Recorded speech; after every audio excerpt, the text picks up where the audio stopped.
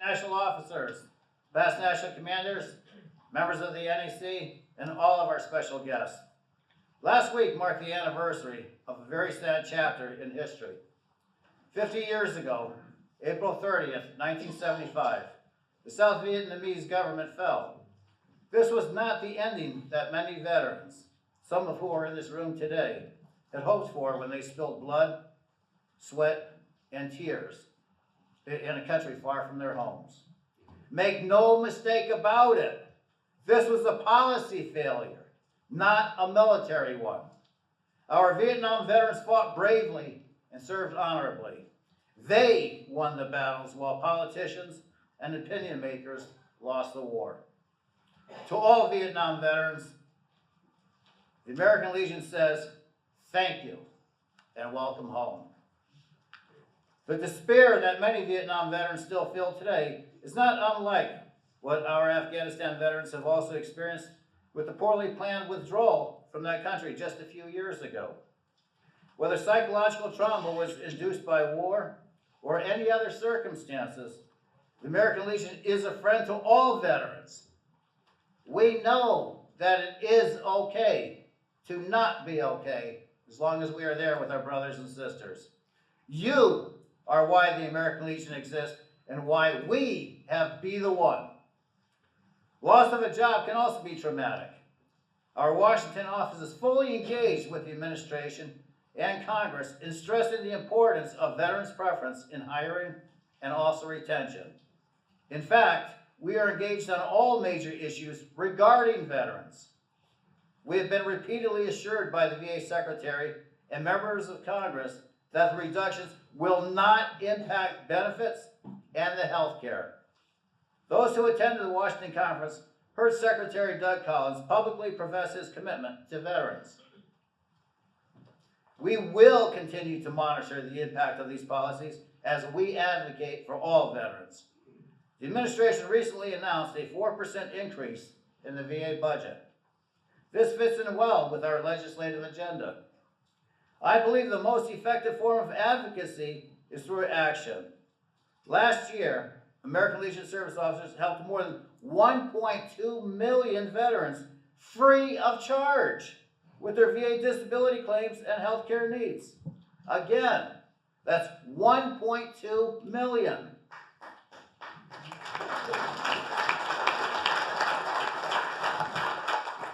The American Legion family also contributes billions of volunteer hours and donates millions of dollars annually to support VA facilities nationwide.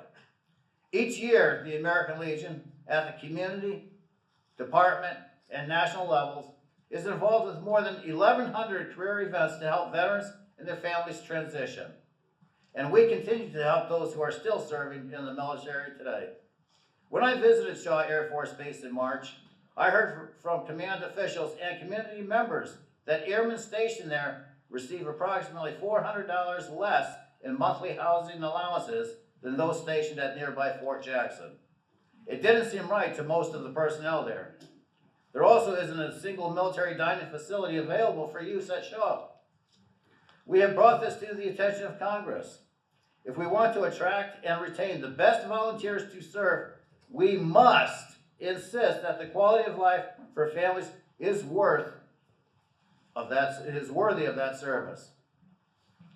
A survey by Blue Star Families found that only 32% of active duty families would recommend military service to a young relative. 77% of the families surveyed said 2 incomes were vital to their well-being, and 72% said it took their spouses more than 3 months to find work after a PCS change. These statistics prove that our friends in the auxiliary and Sons of the American Legion have known all along it isn't just the veteran who serves, but their families as well.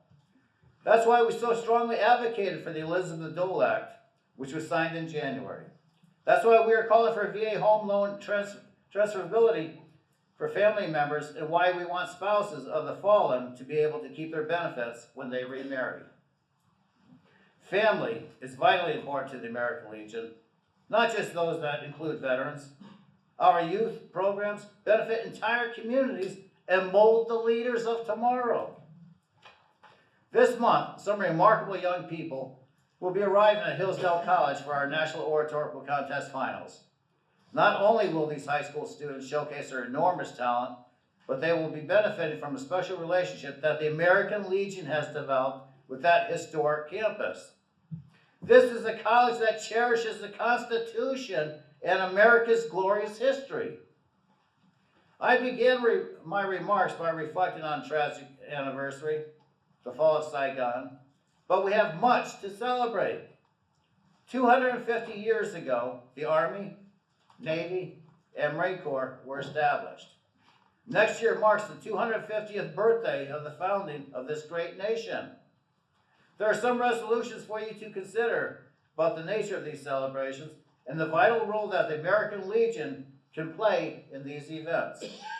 Another important milestone is the centennial of American Legion baseball.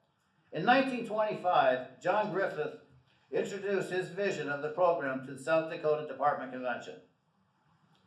Quote, intelligent courage, fighting instinct, and cooperation are some things which I believe are visibly expressed in our athletic programs, unquote.